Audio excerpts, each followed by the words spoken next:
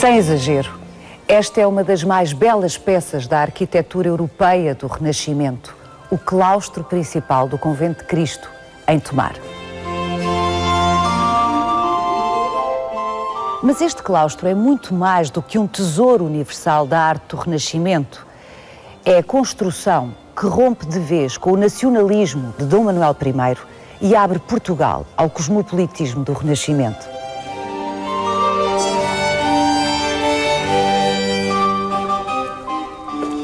Com este claustro que o brilhante arquiteto Diogo de Torralva desenhou, enterrava-se a Idade Média em Portugal. Vai querer saber mais? Venha connosco nesta visita guiada.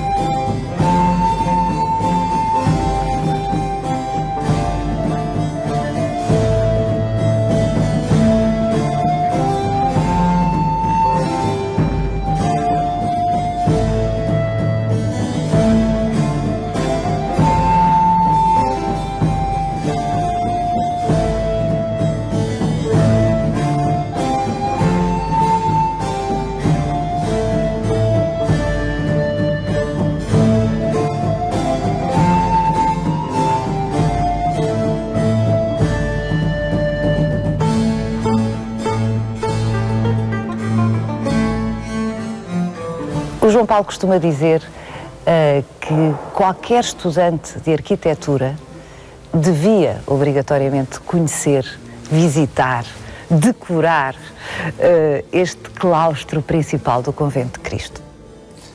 É verdade, é verdade. E efetivamente, como a Paula dizia ainda há pouco, esta é uma peça extraordinária, uma obra-prima mundial para a história da arquitetura. Uma coisa que é aparentemente tão serena, quase séria, diríamos chata, não é? É uma planta quadrada, quase um só material que constrói tudo isto, mas depois, olhando com atenção, percebemos uma série de aspectos que são, do ponto de vista formal e espacial, extraordinários. Bom, esta ideia de 3 arcos que se repetem em cada uma das faces do tal quadrado da planta e que são intervalados por pares de colunas. E esse tema do piso térreo depois repete-se no piso superior, mas numa escala ligeiramente diferente. Os arcos são mais pequenos, as colunas são mais pequenas também, e os arcos de cima, então, são combinados com uns pilares mais ou menos quadrados, mais retangulares até do que quadrados, para dizer a verdade. E depois começamos a olhar a definição dessas colunas, as ordens clássicas, e elas são diferentes também de piso para piso. E há umas, como digo, mais pequenas e outras maiores, elas jogam com estes ritmos, e esta repetição em ritmos diferentes, de escalas diferentes, linhas retas, horizontais, linhas retas verticais, a sucessão dos arcos em cima e em baixo. Bom, tudo isto faz como que uma sinfonia, não é? Uma peça musical, uma composição. Exatamente. Com temas contrapostos. Eu estava a ouvir e estava a pensar, música. Há um tema, há um tema de base, uma frase musical, não é? E depois há variações sobre esse tema. Exatamente. Não é? Absolutamente controladas.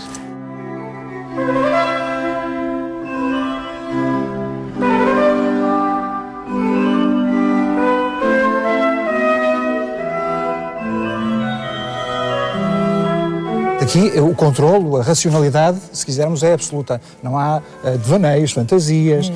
É uma regra à partida que se coloca no terreno, digamos assim, e é o uso dessa geometria, dessas regras da arquitetura clássica. Quando diz clássica, evidentemente, a antiguidade clássica. E desta perspectiva, concretamente, nós conseguimos ver a diferença abissal de linguagem estética entre aquilo que é descrito como o estilo manuelino, Dom Manuel I, que é aquele rendilhado, aquela, eu diria em linguagem comum, uma renda de bilros quase, não é? Por cima, e depois o rigor, a sobriedade, a austeridade, serenidade. Deste claustro que é feito, de facto, já a mando de Dom João III, correspondendo a outro paradigma, a outro modelo, que é um modelo romano da Antiguidade Clássica. Exatamente. É claro que nós estamos a fazer esta visita ao claustro grande, o claustro principal do convento, mas o convento de Cristo tem essa importância extraordinária para a história da arquitetura portuguesa, que é combinar estas diferentes épocas e, de facto, este contraste entre a obra manuelina e a obra do arquiteto Torralva torna evidente essa passagem dos tempos, não é? E teríamos ali atrás ainda o princípio da obra mandada construir por Dom João III, do arquiteto João de Castilha. Teríamos lá mais adiante a charola e mais adiante ainda o castelo. Enfim, Tomar, de facto, é um repositório completo de centenas de anos da história da arquitetura e tem essa importância. E aqui, de facto, desta perspectiva, vemos esse contraste extraordinário, não é? Que tem umas décadas de diferença apenas no tempo. Não é muito o tempo que passa e que leva a corte, os arquitetos, a passarem daquela concepção estética super decorada, não é? Hiper decorada, cheia, podíamos dizer isso mesmo. Hoje diríamos pop, não é? Uma coisa excessiva, não é? Completamente hiperbólica. E muito codificada do ponto de vista da imagem, da iconografia, não é? Todas aquelas figuras é suposto terem um significado, tudo aquilo está codificado, cheio de mensagens mais ou menos evidentes, hoje em dia mais ou menos conhecidas também, e objeto de muita especulação, é claro, e muito figurativas. E o que aqui neste claustro temos é justamente o afastamento dessa concepção, não é?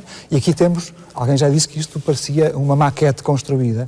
Cá está, é aquilo que se poderia ver numa maquete, não é? Num modelo reduzido. É uma boa analogia. Está aqui plenamente construído. Como é que este claustro, com tantas peças magníficas que há na Europa, e concretamente se falarmos do Renascimento, podemos falar de Itália, podemos falar de França, porque é que este claustro, em particular, sendo belíssimo, como vemos que é belíssimo, como é que ele foi classificado como um dos mais belos da arte renascentista europeia? Porque, de facto, aquilo de que falávamos há pouco, desse jogo compositivo quase musical, não se limita aqui a interpretar aquilo que eram os padrões italianos da época, que de facto são muito importantes aqui, também já o veremos daqui a pouco, com mais detalhe. Mas aqui junta-se uma outra coisa que é uma certa cultura arquitetónica portuguesa própria.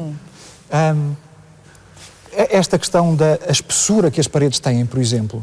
Em Itália a aposta era tornar tudo o mais ligeiro, o mais evanescente possível. Fazer quase desaparecer a forma arquitetónica, tornar muito transparentes os espaços. Aqui o que nós temos é estas paredes muito espessas, muito gordas e, sobretudo no piso de cima, isso adquire uma qualidade excepcional. Esses conjuntos de pilares de secção retangular que se justapõem, criam espaços sucessivos, uma espécie de diafragmas, quase células habitáveis, não é? São quase corredores, quase compartimentos que ficam dentro da parede. Isso é uma coisa muito portuguesa, é muito da arquitetura portuguesa, a espessura, o peso, a ligação à terra, um certo atavismo cultural, se calhar, e construtivo, técnico, não é de não querermos grandes ousadias, não é do... eu costumo dizer, bem, agora sem mãos, não é? Essa coisa um bocadinho disparatada, mas porquê que devemos ter esses impulsos de leveza? De leveza ou de grande astúcia tecnológica? Não é isso que é importante. Aqui há, de facto, um jogo espacial e de luz, e esta luz de hoje é absolutamente perfeita para vermos isso.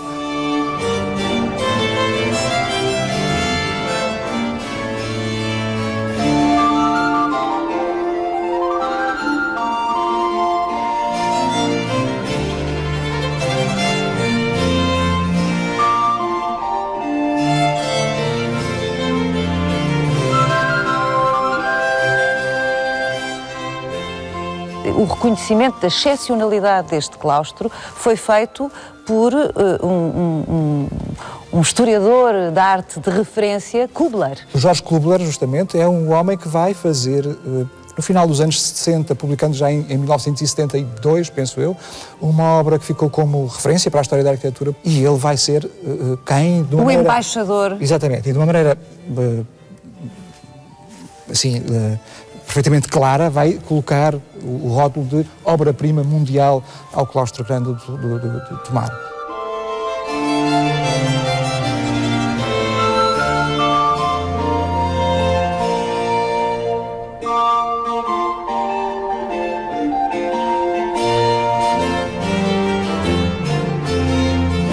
O encomendador Dom João III.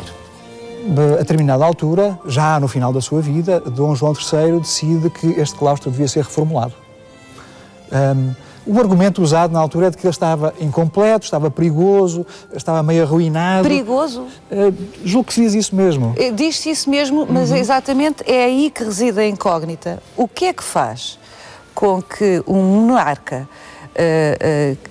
que gastou muito dinheiro, para não falar no dinheiro que Dom Manuel I, o seu pai, já tinha gasto, não é? O Dom Manuel I chegou a ser o rei mais rico da Europa, não é? Estamos a falar do início dos descobrimentos. E, contudo, consegue chegar ao fim do seu reinado quase na falência, com o que gastou, Jerónimos, etc. E Dom João III tem um reinado de crises permanentes. Não é? Gerir um império com a vastidão que este tinha, com os ataques militares e efetivos, não é? Em todos os territórios, era difícil. E era caro. Era caro, e houve crises climáticas, inclusivamente, que dificultaram muito a vida em Portugal nesta altura. Esta primeira obra de João Castilho, inicialmente encomendada por Dom João III, e a segunda obra, que é no fundo esta que estamos aqui a ver, de Diogo de Torralva, o segundo arquiteto a quem Dom João III encomenda a reformulação deste claustro, medeiam quantos anos? Pouquíssimos. A que propósito é que num ambiente de crise, com uma obra recém-feita para todos os efeitos, o mesmo rei manda fazer outra por cima da que existia? Não há explicação conhecida. Não sabemos porquê. Há quem diga que é um capricho, não é? Os especialistas debatem-se com esse problema. É uma exorbitância, assim. Agora, há uma intenção, antes de mais estética, certamente, porque aquilo que aqui temos é substancialmente diferente daquilo que aqui estava.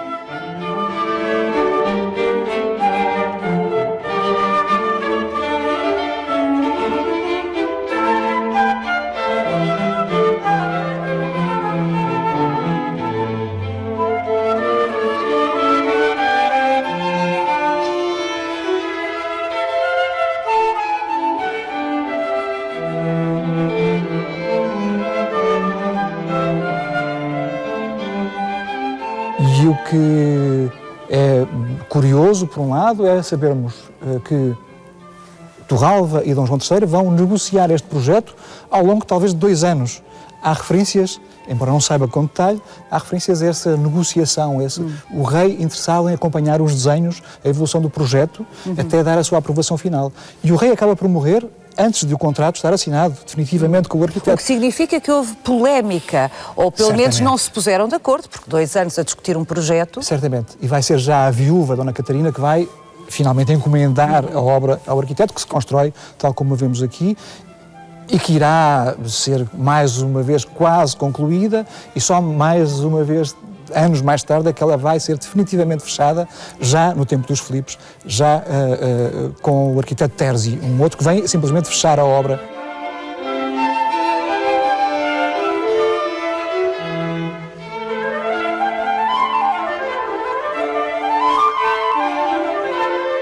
O que nos leva, João Paulo Martins, a uma questão sobre a qual eu tenho sempre curiosidade, que é a qualidade ou o critério do encomendador. Dom João III discutia desenhos com arquitetos porque... Sim. Dom João III era um sujeito, era uma pessoa com uma formação clássica e com um interesse muito especial na arquitetura, como era de resto corrente na corte, os seus irmãos também, há vários com essa formação erudita, internacionalista do seu tempo, e é corrente com outros monarcas da época na Europa terem esse interesse muito especial nesta arte da arquitetura. Enfim, é a materialização para a posteridade do seu tempo, da sua sociedade, da sua visão do mundo que está presente em cada momento na arquitetura, não é? E havia essa percepção. A erudição de Dom João III e o interesse particular pela arquitetura teve, aliás, efeitos fortes em Portugal, concretamente, porque ele manda traduzir uma obra de referência na história da arquitetura. É verdade. O caso é o Tratado de Vitrúvio. É um tratado de arquitetura de um autor romano, do século I a.C., que andou perdido durante muitos séculos, toda a Idade Média, e é descoberto em 1415, penso que é a data, descobre-se uma cópia manuscrita. Início do século XV. Exatamente. E descobre-se uma cópia manuscrita e, isso vai ser o fundamento para a redescoberta da arquitetura romana clássica e para toda a reinterpretação que a partir daí vai acontecer pela Europa fora. O Tratado de Vitrúvio tinha uma particularidade, só foi descoberto o texto. As imagens que o acompanhavam originalmente perderam-se para sempre, ao que parece, e, portanto, isso foi um estímulo tremendo. Se, por um lado, o Vitrúvio, aquele tratado, impunha normas, não é? As ordens clássicas, dizia como é que se devia proporcionar, como é que se devia construir, ordenar, compor um edifício de acordo com as regras clássicas da antiguidade, sempre com sentido de império, não é? De mundo unitário, composto de diversas partes, enfim. Vitrúvio não tinha, o tratado não tinha desenhos. Os desenhos desapareceram, não... E, portanto, isso obrigava os autores contemporâneos dessa descoberta a reinterpretarem aquelas palavras e a proporem eles próprios desenhos que interpretassem aquilo. O que é aliciante, era interessante, claro. Por um lado havia uma norma, mas havia uma norma tão aberta que obrigava cada um a vir a interpretar a seguir e a fazer desenhos e a propor obras que reinterpretassem isso. Bom, de facto há uma imensa diversidade de abordagens a partir daí, a começar em Itália, obviamente, não é? Onde as ruínas estavam muito presentes ainda e essa memória física efetiva estava muito vivida. Mas depois Vitrúvio vai ser traduzido em diversas línguas e justamente Dom João III vai propor a tradução de Vitrúvio, que está perdida, a tradução em português, a Pedro Nunes, nada menos. Nisso tudo a invenção da palavra impressa. É verdade. É muito importante, senão não seria tão fácil fazer circular essas obras. Obviamente. Os tratados de arquitetura ganham essa importância extraordinária nesta época, porque justamente a imprensa tinha sido descoberta e era possível fazer inúmeras cópias que circulavam entre os estaleiros, entre os arquitetos do mundo inteiro. A redescoberta ou a descoberta do Tratado de Vitrúvio coincide com o início da expansão portuguesa. Exatamente, é curioso observar essa coincidência cronológica. O manual, o original, ou melhor, a cópia, vai ser descoberta exatamente no ano em que os portugueses conquistam Ceuta e, portanto, há aí uma coincidência justamente de a expansão portuguesa às descobertas, não é? Este abrir mundos ao mundo, como se diz no chavão conhecido, perdermos esta visão da Europa como mundo fechado, ganharmos uma perspectiva sobre a diversidade geográfica, cultural, humana. Isto vem a par justamente dessa internacionalização também na arquitetura, com base nas formulações dos romanos e dos gregos. Com Dom João III é isso que vamos viver justamente, é essa abertura a uma linguagem internacional e essa ambição a fazer parte de uma mesma unidade de linguagem, de uma visão integrada do mundo, digamos assim, baseada numa regra, não é? De sentido autoritário e imperial, se quiser. Forçosamente.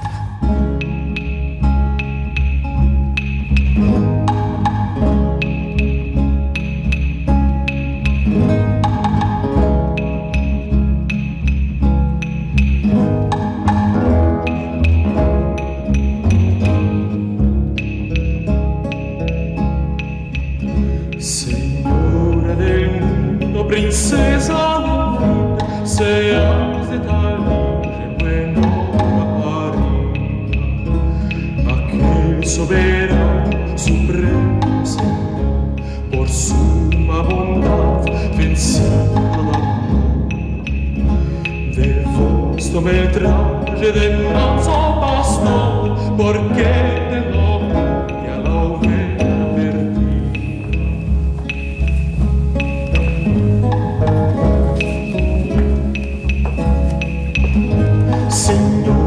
del mundo, princesa de vida, seas de tal luxo e menor parida, por vos, virgem santa. Bom, falta-nos falar sobre o grande Diogo de Torralva, o arquiteto a quem Dom João III encomenda misteriosamente, depois desta obra estar concluída pelo outro arquiteto a quem ele também tinha encomendado, João de Castilho, este claustro. E Diogo de Torralva é este homem, este herói para a história da arquitetura, que produz esta obra-prima, no fundo, que é uma caixa dentro de uma caixa, porque há vestígios aqui ainda da anterior. É também uma lição da arquitetura nesse sentido.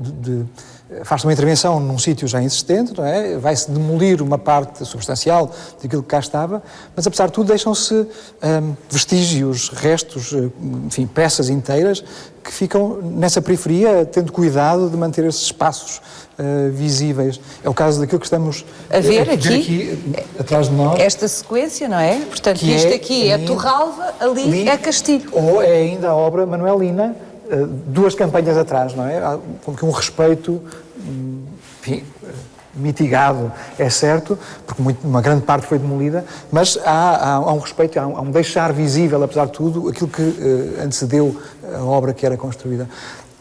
E, bom, Torralva, de facto, é um daqueles mistérios também da história da arquitetura portuguesa. Não se sabe muito das origens, da formação... Não era português? Não se sabe. Os autores dividem-se. Podia ser italiano, podia ser espanhol, também poderia ser português. Também podia ser português. Há sítios com essa designação, Torralva, de onde ele poderia ser originário. Continua a ser um mistério. O que é certo é que encontramos referências ao Torralva numas obras, pontualmente, e depois ele vai adquirindo cada vez mais autonomia, não é? Vai adquirindo cada vez mais maturidade nas suas intervenções, nas suas encomendas, rapidamente se aproxima do círculo superior, digamos assim, da autoria da arquitetura e vai estabelecer uma relação familiar fortíssima com a geração dos arquitetos anteriores. Ele vai casar com a filha de Francisco da Ruda, nada mais nada menos que o autor da Torre de Belém, e portanto rapidamente acede ao círculo mais elevado da classe. Porque essas relações familiares eram muito importantes na época. Não havia propriamente uma escola de arquitetura, não é? Não se ia à escola, não se aprendia nos livros. Portanto, era um conhecimento que passava entre pares sociais. Exatamente. E trabalhando na obra, não é? Trabalhando com a pedra nos sítios, nos estaleiros. E, portanto, passando de aprendiz a mestre. O que o Torralva vai fazer é essa passagem também do conhecimento prático ao conhecimento teórico, erudito. Ele vai ser justamente a primeira geração de arquitetos que tem a possibilidade de aceder aos tais tratados de arquitetura, aos tais manuais de arquitetura clássica, onde já existem textos, onde já existem desenhos, e isso faz toda uma diferença. O seu conhecimento é não só prático, do estaleiro, mas também construído nessa relação com a cultura internacional do momento.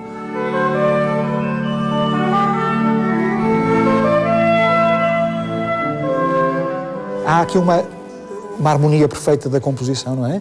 Há uma definição de um tema que é justamente derivado depois nas suas diversas aplicações espaciais. Uma sinfonia magnífica. Exatamente.